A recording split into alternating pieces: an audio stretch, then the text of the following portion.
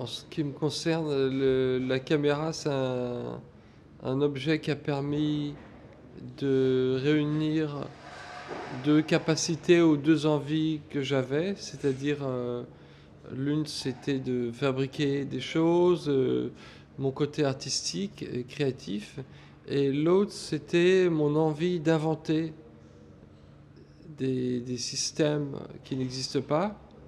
Euh, En ce qui concerne être artiste ou être peintre, j'avais pas vraiment la qualité. Enfin, je dessinais bien, je peignais pas mal, mais j'étais pas vraiment sur les rails qui m'auraient conduit à être un artiste reconnu. Et en ce qui concerne l'invention, ça marche plus comme ça marchait avant, où on pouvait fabriquer des choses dans un cave avec des outils. Il fallait passer par des équipes, l'informatique, etc. Donc la caméra, ça me permettait de de réunir ces deux choses-là d'une manière un peu amateur et donc de continuer à fabriquer des choses que j'avais envie de faire depuis étant enfant. Donc filmer, c'était utiliser cette caméra avec un résultat qui pouvait être vu euh, de l'extérieur et qui, moi, me permettait de réaliser des choses qui me faisaient envie ou qui me faisaient rêver. Les Frères Lumière, c'est le cinéma plutôt naturaliste, la capture de la réalité. Donc il y a tout un type de cinéma, par exemple la Nouvelle Vague, c'est plutôt de ce côté-là. Et Méliès, c'est plutôt l'imaginaire, la fabrication, euh, le rêve, voire la science-fiction. Il y a beaucoup de réalisateurs qui ont fait de la science-fiction et qui se réclament de Méliès. Même Spielberg, par exemple, dit que Méliès, c'est son maître.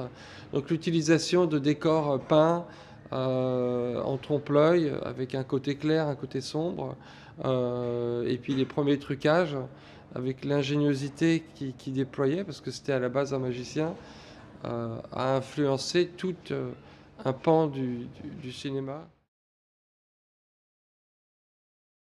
Bah, c'est-à-dire que de l'influence dont parle Daniel, c'est plutôt le sentiment d'être transparent, d'avoir un manque de personnalité, d'être fondu dans la masse sans le vouloir, alors qu'il veut s'en détacher.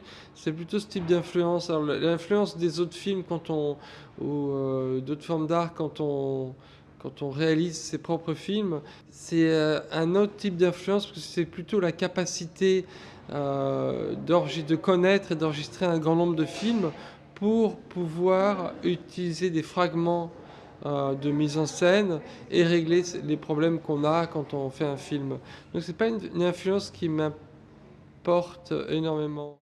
Quand je vois un film qui me plaît, c'est pas que je me laisse influencer. Bon, il y a toujours une partie où je me dis, tiens, j'aimerais bien faire ça, mais c'est plutôt une stimulation. Et je me dis, tiens, moi-même, je pourrais tourner cette scène de cette manière. Ou alors, par exemple, je regarde un film d'Orson Welles, je me dis, je serais incapable de faire ça. Pourtant, j'aime beaucoup. Alors, les films où il y a des scènes avec 150 chevaux et 300 figurants, je me dis que je serais incapable de faire ça. En revanche, je regarde un film de Chaplin et je me dis que ça, je pourrais le faire, alors qu'en réalité, c'est encore plus complexe. Euh, donc, je me sens plus proche de ce type de cinéma. Euh, mais maintenant, je ne vais pas me laisser influencer ou essayer justement de ne pas être influencé par les films que j'aime parce que je trouve qu'il y a toute une catégorie de cinéastes actuels qui sont soit dérivés de Coppola ou de Scorsese et qui finalement font des films très adroits, très prenants. Si on ne connaît pas les originaux, si on connaît les originaux, on tout de suite ça fait atterrir, on se sent un petit peu arnaqué. Bah, par exemple, le premier jour de tournage, c'est un moment vraiment anxiogène. C'est le moment où on se dit que ce qui a été euh, dans notre tête pendant un an, par exemple, va devenir une réalité palpable. On part d'une certaine manière de zéro. Et puis, On voit toute l'équipe qui commence à travailler et puis tous les gens qui ont travaillé pour m'aider à amener ce projet à ce stade et il ne faut pas les décevoir. Ça, c'est très angoissant. Euh, Après, il y a le montage, la première étape le premier résultat du montage où on a l'impression que rien ne marche, on a l'impression qu'on connaît pas son métier, que c'est une catastrophe, qu'on vous a confié un budget et que vous l'avez détruit, sans et que c'est pas du tout justifié. Bon, après, à force de travail, on arrive à amener le film à un niveau acceptable. Et puis bon, peut-être à l'aimer, plus ou moins. Bon, tout ça, c'est des étapes très anxieuses. Il y a la première lecture du scénario par une personne extérieure à moi. Euh, c'est c'est très difficile, et surtout quand c'est le studio ou la personne qui peut-être va financer le projet, donc il va apporter une critique, et on peut essuyer un refus. On essuie plein de refus. Tout ça, ça peut être assez pénible.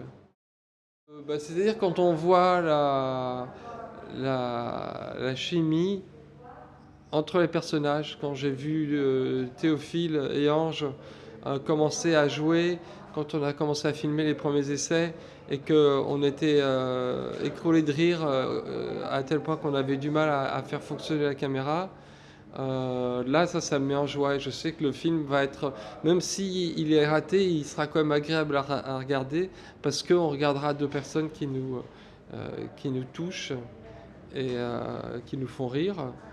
Alors, ces deux jeunes comédiens parlaient de leur première journée de tournage et c'était très touchant quand Théophile disait qu'au début, il avait vu l'évolution de Ange et comment il prenait confiance en lui au fil du tournage.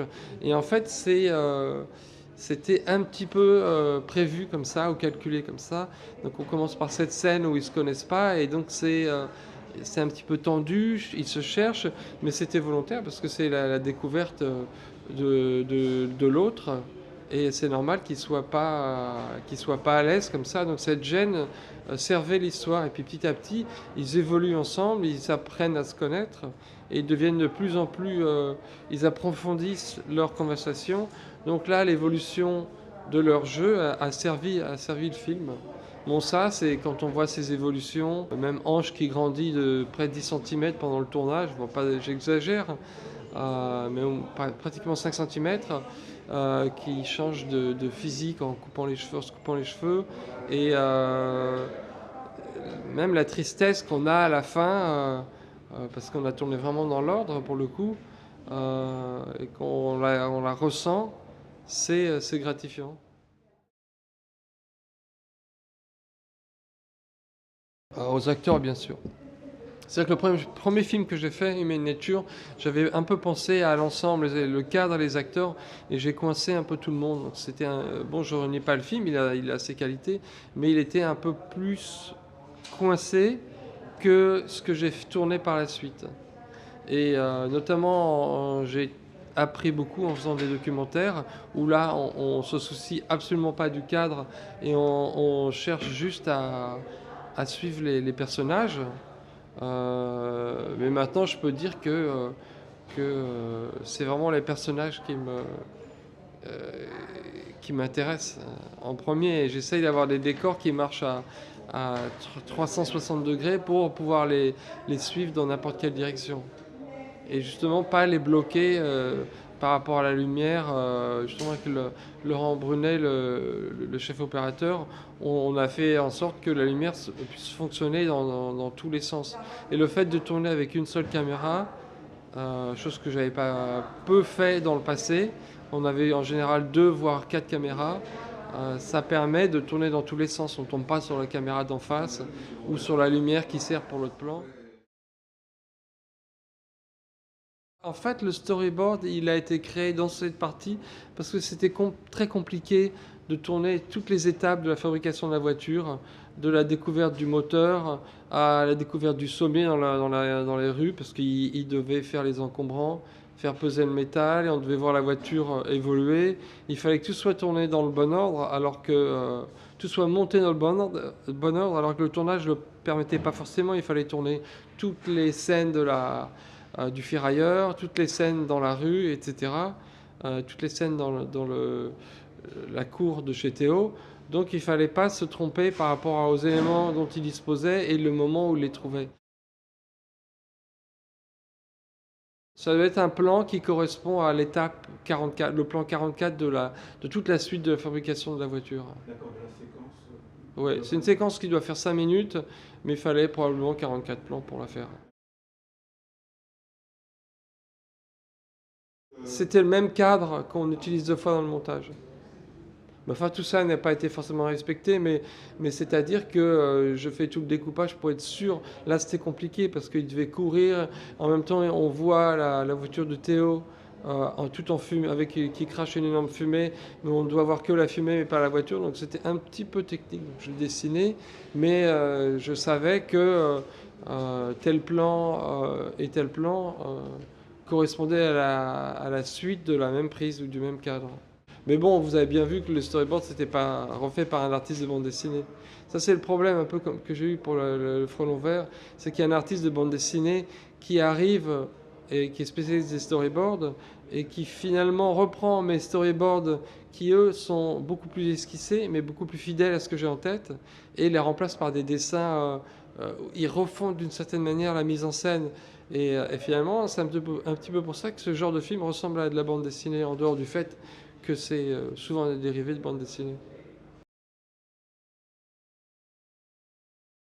Et ben, au départ, on regardait les rushs toutes les semaines. On faisait, le samedi, on allait regarder les rushs. Maintenant, avec les caméras digitales, j'ai toujours regardé sur un petit écran. Euh, Parce que je veux aussi que l'acteur est quand même le plus impressionné par le metteur en scène. Et je trouve que me mettre juste derrière la caméra